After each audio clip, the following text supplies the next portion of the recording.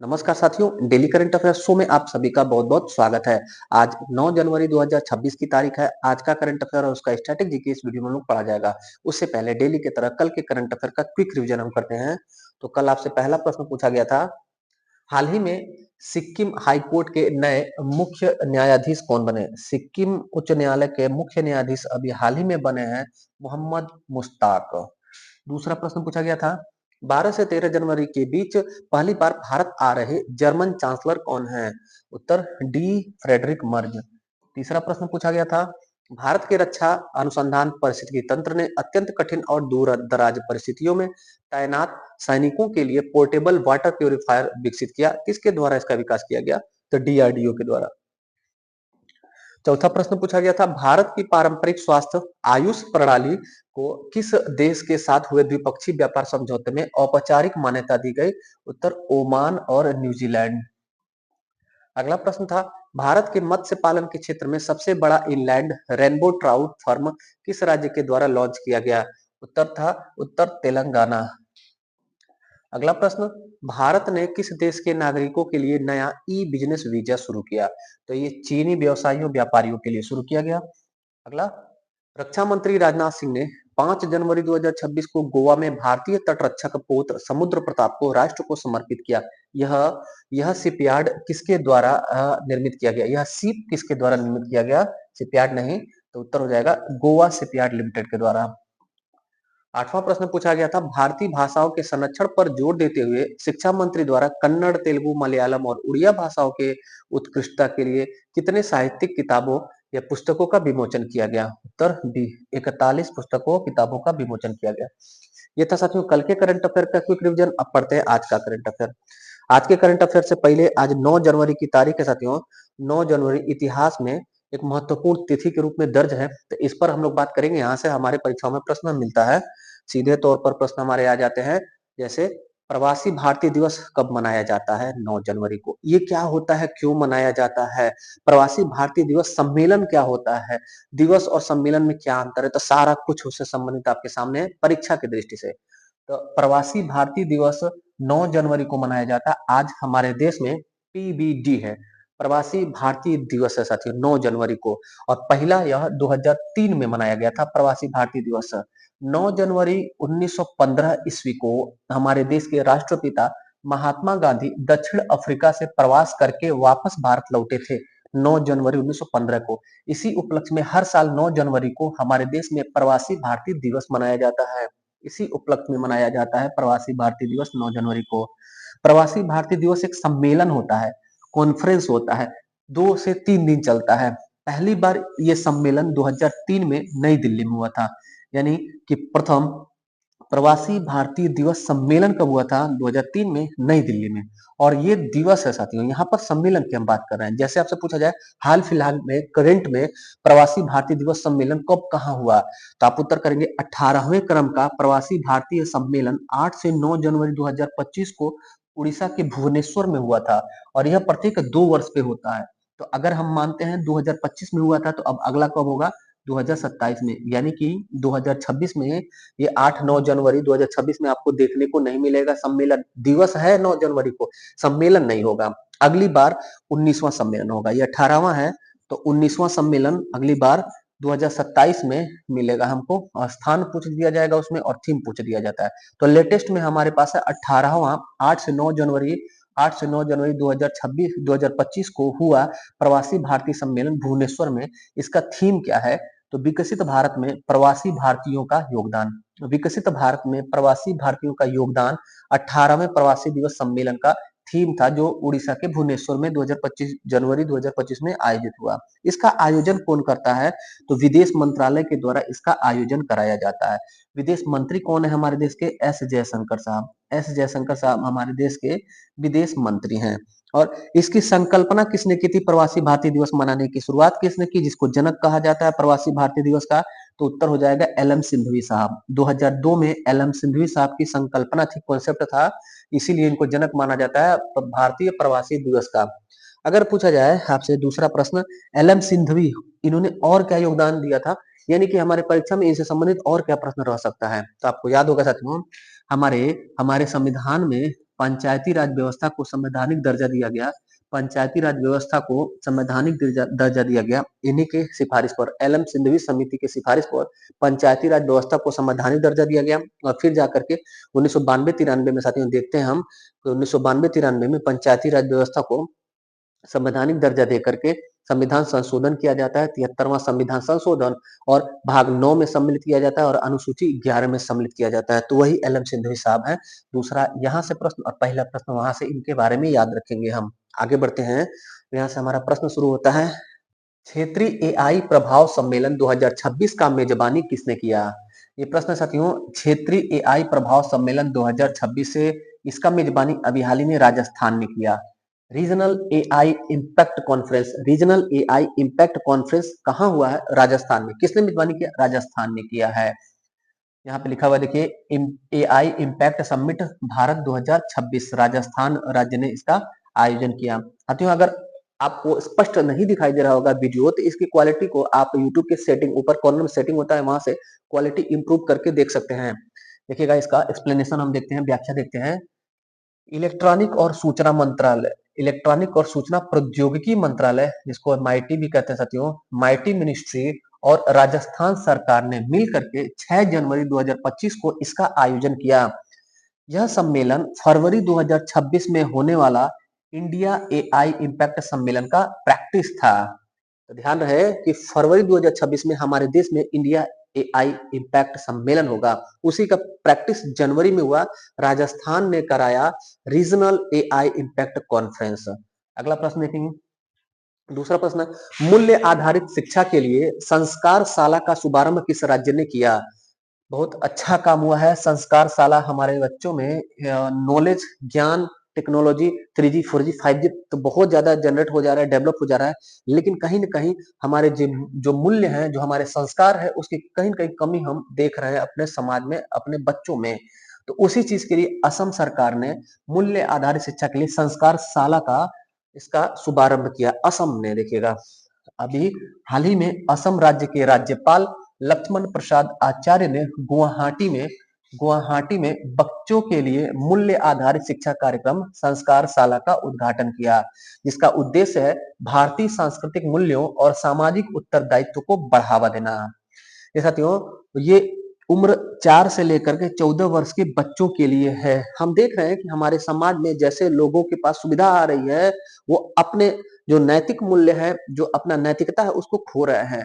ये एग्जाम्पल एक है साथियों, जैसे हमारे देश के शहरों में अनाथालय या फिर विधवा आश्रम तो थे, अभी बहुत तेजी से एक नवीन प्रकार का आश्रम बढ़ रहा है, जिसको कहते हैं वृद्धा आश्रम। वृद्धा आश्रम की संख्या हमारे छोटे जनपदों में भी बढ़ने का मतलब यही हुआ सीधा तौर पे, कि लोग जो है अपने व्यक्तिगत सुविधाओं के लिए अपने माँ बाप को भी अपने घर से बाहर निकाल देते हैं। तो ये सब दर्शाता है कैसे हमारे समाज में नैतिकता का पतन हो रहा है, हमारे मूल्यों में गिरावट कैसे दर्ज हो रहा है। उन्हीं सब नैतिकता और सामाजिक मूल्यों के लिए संस्कार शाला शुरू किया है असम ने साथियों।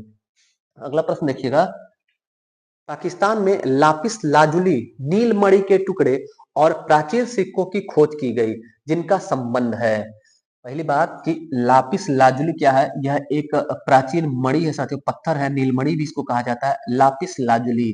और प्राचीन सिक्का, ये 2 से 3 हजार वर्ष पुराना एक पत्थर और सिक्का का खोज हुआ है। कहाँ पर? पाकिस्तान में। ये किस वंश से संबंधित है? तो कुषाण वंश से संबंधित है। मौर्योत्तर काल में हमारे भारत का राजवंश था कुषाण राजवंश, उसी से संबंधित यह सिक्का और एक पत्थर, लापिस लाजुली पत्थर जिसे नीलमणि कहा जाता है, ये अभी प्राप्त हुआ है। डिटेल देखेंगे समझ में आ जाएगा। पाकिस्तान में पुरातत्वविदों ने रावलपिंडी जिले के तक्षशिला के भीर टीला है, वहां पर 2000 साल पुराना, कितना वर्ष पुराना? 2000 साल पुराना कुषाण काल का सिक्का और लापिस लाजुली नीलमणि के टुकड़े को खोजा है। ये खोजा है साथियों, देखिएगा, पुरातत्वविदों ने खोजा है इसको। किस काल का है? कुषाण काल का। कुषाणों से संबंधित इतिहास का कुछ जानकारी याद रख रहिएगा आप। कुषाण वंश साथियों, कुषाण वंश ये हमारे भारत में मौर्यों के पतन के बाद आए थे, जिसको कहा जाता है मौर्योत्तर काल। मौर्योत्तर काल कहा जाता है। जब मौर्यों का पतन हुआ तो उसके बाद का प्राचीन इतिहास मौर्योत्तर काल कहलाता है। मौर्योत्तर काल में सबसे पहले यूनानी आए थे, उसके बाद शक आए थे, उसके बाद पहलव आए थे, उसके बाद कुषाण आए थे। यूएसपी के ट्रिक से हमने याद किया, आप भी याद कर लीजिएगा। हिंद यवन शासक, और उसके बाद से शक शासक, और फिर पहलव शासक, और फिर ये पल्लव नहीं है, पहलव शासक है। पल्लव दक्षिण भारत के थे। और कैसे कुषाण शासक। ये चार यूएसपी के मौर्योत्तर काल के विदेशी आक्रमणकारी थे साथियों, जो मौर्यों के बाद आए थे। तो उसी में जो चौथा कुषाण, कुषाण वंश, इसी काल का यहाँ पर सिक्का और मणि को हम पढ़ रहे हैं, नीलमणि को हम पढ़ रहे हैं कि पाकिस्तान के एक टीला है, धीर टीला, वहां से प्राप्त हुआ है। तो हमारे इतिहास, हमारे एग्जाम में इतिहास से कोई न कोई क्वेश्चन अगर ये करंट में चर्चा में आ गया तो रह सकता है, इस नाते हम थोड़ा सा एक्सप्लेन कर रहे हैं। कुषाण वंश का संस्थापक था साथियों कुजुल कडफिसस। कुजुल कडफिसस कुषाण वंश का शासक था। और कुषाण वंश का दूसरा शासक था विम कडफिसस। विम कडफिसस, विम कडफिसस, कुजुल कडफिसस, ये संस्थापक था, संस्थापक। और कुषाणों की जो राजधानी थी, राजधानी वो दो जगह थी, दो राजधानी थी कुषाणों की। एक पेशावर में, जो आधुनिक समय में पाकिस्तान में है, और दूसरी राजधानी मथुरा। और दोनों जगह से साथियों, दोनों जगह से महात्मा बुद्ध की मूर्तियां मिली हैं, बुद्ध प्रतिमा मिली है, बुद्ध मूर्तियां मिली है पेशावर से और मथुरा से। और दोनों जगह जो मूर्तियां मिली हैं, यहाँ विद्वानों ने यहाँ के प्राप्त मूर्तियों को एक समूह में रख करके इसका नामकरण किया है। तो पेशावर और आसपास की जो मूर्तियां मिली बुद्ध प्रतिमा, उनको कहा जाता है गांधार शैली की प्रतिमा। तो गांधार शैली का संबंध किससे है? महात्मा बुद्ध की वो मूर्तियां जो पेशावर के आसपास में बनी है, उसको गांधार शैली की मूर्तियां कहते हैं। और जो मथुरा में और उसके आसपास में बुद्ध की प्रतिमाएं मिली हैं, उसको मथुरा शैली कहते हैं।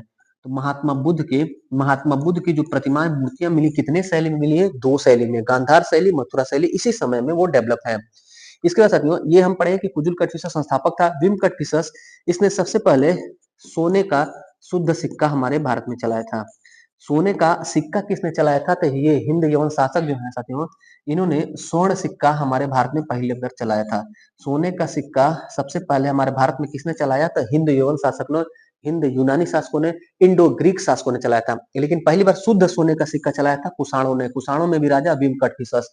और सबसे ज्यादा ये सोने का सिक्का सबसे ज्यादा हमारे भारत में किसने चलाया? तो गुप्तों ने चलाया था। ये भी बात ध्यान रखेंगे। फिर आते हैं इस पर। इसके बाद साथियों, कुषाण का शासक एक था कनिष्क। यहाँ से तो खूब प्रश्न हमारे एग्जाम में रहता है।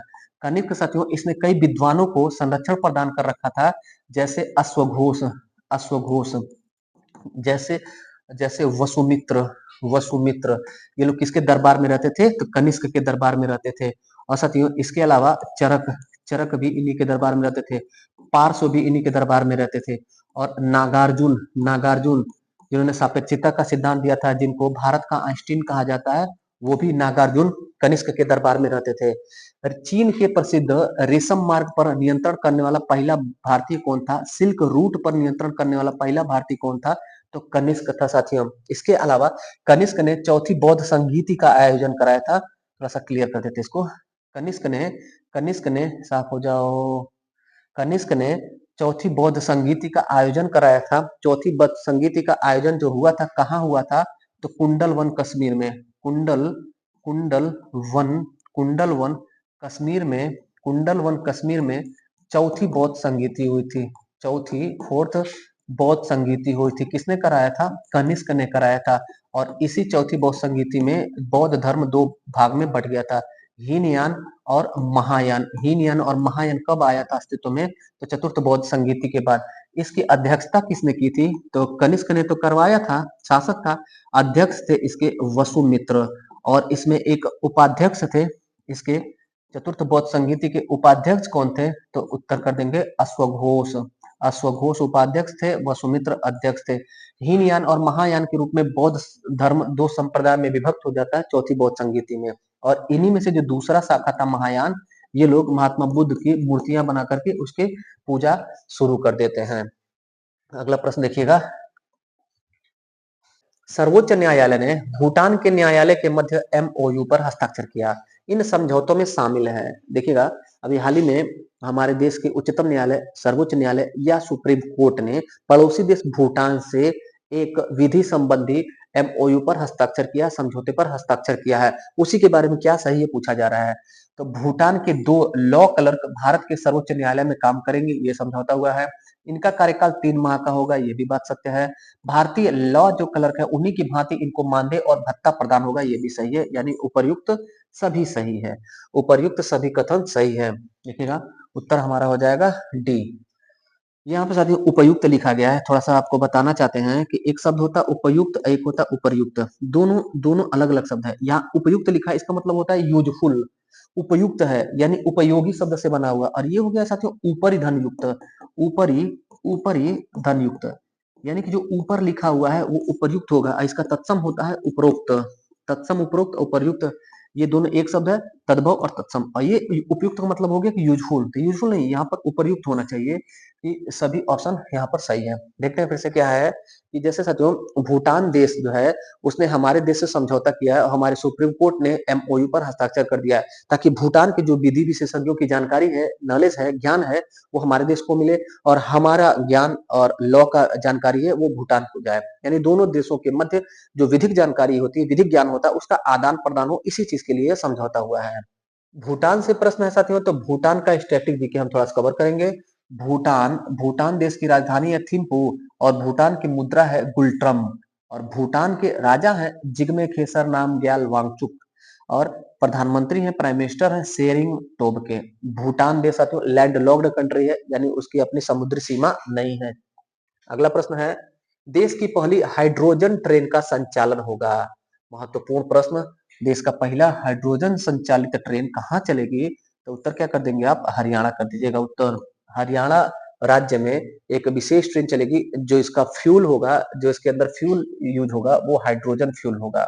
हाइड्रोजन के बारे में एक बात याद रखिएगा, हाइड्रोजन दुनिया में सबसे ज्वलनशील है, और पूरे ब्रह्मांड में सबसे ज्यादा जो गैस मौजूद है वो हाइड्रोजन ही है साथियों। बस ये है कि उस हाइड्रोजन को लो टेम्परेचर में ला करके ऑक्सीजन से ऑक्सीकारक के रूप में प्रयोग करा करके तभी उसको बर्न कराया जा सकता है। जब तक ऑक्सीजन की उपस्थिति नहीं होगी तब तक हाइड्रोजन जलेगा नहीं। तो इस टेक्नोलॉजी को प्राप्त कर लिया गया है, और देश की पहली हाइड्रोजन संचालित ट्रेन चलेगी हरियाणा में। डिटेल लिखिएगा, हरियाणा के जिंद से सोनीपत के मध्य देश की पहली हाइड्रोजन ट्रेन चलेगी, जिसके लिए जिंद में हाइड्रोजन प्लांट भी स्थापित होगा, और इसमें जो विद्युत आपूर्ति होगी वह 11 किलोवाट की होगी। यानी 11 किलोवाट विद्युत आपूर्ति होगी, और उसके बाद हाइड्रोजन संचालित वो ट्रेन रहेगा। छठा प्रश्न पूछा गया है, हाल ही में चर्चा में रहा भैरव क्या है? चर्चा में रहा भैरव ये साथियों हमारी इंडियन आर्मी का एक बटालियन है, नवीन बटालियन है।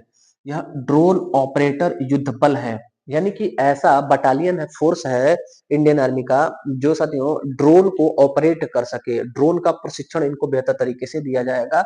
बटालियन है भैरव, याद रखे रहेंगे। डिटेल लिखिएगा, जनवरी 2026 में भारतीय सेना ने सैन्य आधुनिकीकरण की दिशा में एक बड़ा कदम उठाते हुए भैरव नामक एक आधुनिक युद्ध बल गठित किया है। इसका इसका इसका साथियों 1 लाख ड्रोन ऑपरेटर्स इसमें नियुक्त होंगे, यानी कि 1 लाख ड्रोन ऑपरेटर से युक्त यह भैरव बटालियन होगा। इसमें अभी तक 15 बटालियन का गठन भी हो चुका है, और टारगेट है कि 25 बटालियन इसमें गठित होंगे। भैरव हमारे इंडियन आर्मी का एक नवीन नवीन बटालियन है, नया बटालियन है, जिसको जिसको साथियों ड्रोन ड्रोन जो होता है उससे लैस किया जाएगा, और उनको ट्रेनिंग दी जाएगी कि ड्रोन को ऑपरेट कर सके, अलग से कंप्यूटर ऑपरेटर की जरूरत नहीं होगी। सातवां प्रश्न पूछा गया है, इंडिया रेटिंग्स के अनुसार 2027 में देश का जीडीपी वृद्धि दर कितना रहेगा? जीडीपी वृद्धि दर कितना रहेगा? तो उत्तर हमारा हो जाएगा 6.9%। आंकड़ा है, डाटा है और रिपोर्ट है, आपको याद करना है। परीक्षा में सीधे प्रश्न हमारे आ सकता है कि इंडिया क्रेडिट एक संस्थान के अनुसार 2027 में देश की आर्थिक समृद्धि दर कितनी रहेगी?